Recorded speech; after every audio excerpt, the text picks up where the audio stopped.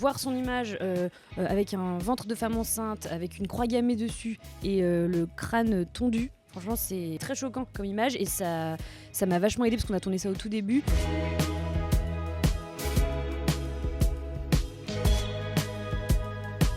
C'est pas tous les jours qu'on lit un scénario aussi romanesque, aussi ample, qui se passe sur 20 ans, avec des sujets. Il y a énormément de sujets qui sont abordés dans le film, quoi.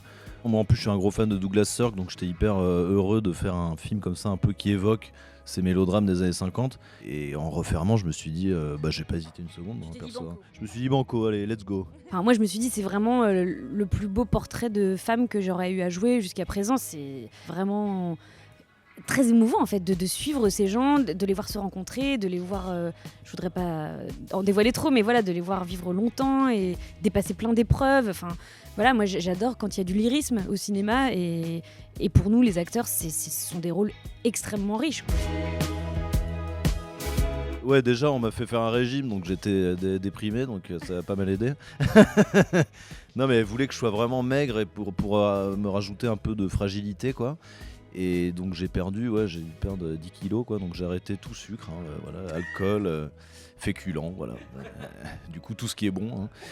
Et puis il y avait le boitement en plus aussi, c'est vrai que j'avais oublié ça dans les autres interviews. En fait, je boite aussi avec la polio, là. Un peu, je me suis inspiré de films genre Phantom Thread et tout ça, des films comme ça, avec Daniel Day qui est tout en un peu en élégance, un peu comme ça.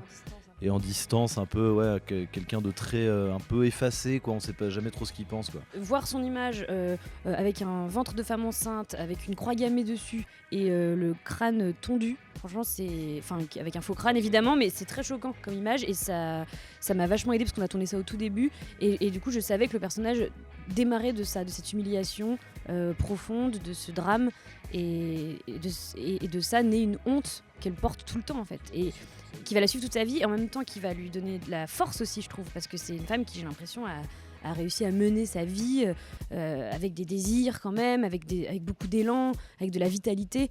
Elle s'est pas effondrée du tout. Après, le personnage que je joue est inspiré de la grand-mère de Catel. Et c'est vrai que moi, j'ai remarqué, ça m'est pas arrivé souvent, ça m'est arrivé 2 fois de jouer quelqu'un qui a déjà existé. Et je trouve que ça nourrit vachement d'un espèce d'élan, de souffle. Je sais pas, je me disais, faut vraiment être à la hauteur de cette femme. Les beaux gosses, c'était génial aussi, ouais.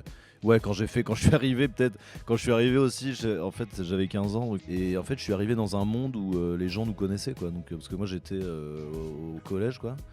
Et je suis arrivé là et tout le monde était les beaux gosses. On est arrivé, il y avait Canal+ qui nous suivait comme ça. J'étais avec Sonigo. On a pris la voiture, on est arrivé directement au Grand Journal.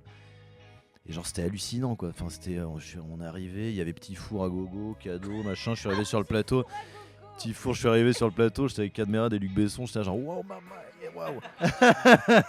Qu'est-ce qui se passe, quoi. Ouais.